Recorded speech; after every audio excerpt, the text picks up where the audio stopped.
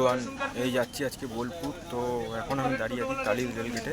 আজকে যাব বোলপুর, যাব ওইদিকে ওই কেতুগ্রাম মানে হচ্ছে ওই ফুটিসাগর যাবো, ফুটিসাগর আগে রতনপুর থেকে যাবো। তো আমাদের আজকে আমি যাচ্ছি বাইক নিয়ে, আজকে বড়ো গাড়িতে না বাইক নিয়ে যাবো। আজকে দুটো স্টোরে মাল আছে, তো আমার বেরোতে বেরোতে অনেক দেরি হয়ে গেলো আজকে। তো এখন প্রায় ঘড়িতে বাজে 12টা।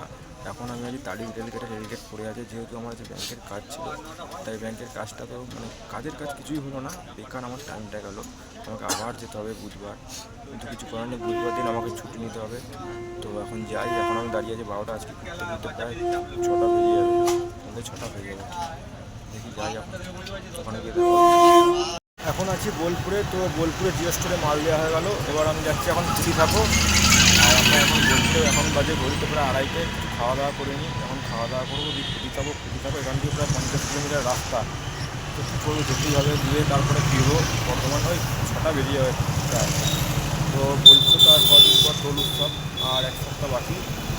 মঙ্গলবার আজকে সোমবার, তো কাল মঙ্গলবার, পরের মঙ্গলবার বোলপুরে দোল উৎসব, তারপরের দিন তো আমাদের এখানে বুধবার বর্তমানে। তো এখানে হেভি দোল উৎসবের জন্য এখন থেকে দেখছি, আমি ওদিকটা গেছিলাম, মোটামুটি ইয়ে হচ্ছে বোলপুরে দোল উৎসব হবে। জিজ্ঞাসা করলাম এখানে বোলপুরে মাল দিতে গেছিলাম জিও স্টোরে, তো ওরা বললো হ্যাঁ, তো এখানে তো বিরাট ব্যাপার। কিনে আসবো এবছর, দেখি বোলপুরে আমার ইচ্ছা আছে আসার দোল উৎসবে। জানি না, যদি আসতে পারি তো খুব ভালো হয়। তো যদি আসি তাহলে আমরা অবশ্যই দেখতে পাবেন, দেখাবো, অবশ্যই ভিডিও দেবো। এখন যাই এখন ফুটিসাগর থেকে রতনপুর দ্বীপতলায়। ফাইনালি ফুটিসাগর থেকে দিয়ে এবার বর্ধমানের পথে রওনা দিলাম। তো আমি এখন আছি বড়নন্দপুর। এখান থেকে বর্ধমানে এখান থেকে 40 কিলোমিটার, 40-45 কিলোমিটার, হ্যাঁ 45-50 কিলোমিটার কাছাকাছি হবে। তো এখন যাব, এখন ঘড়িতে বাজে মানে 4:45 বাজে।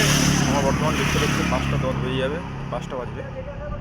চলুন এখানেই ভিডিওটা শেষ করছি, আবার দেখা হবে অন্য ভিডিও।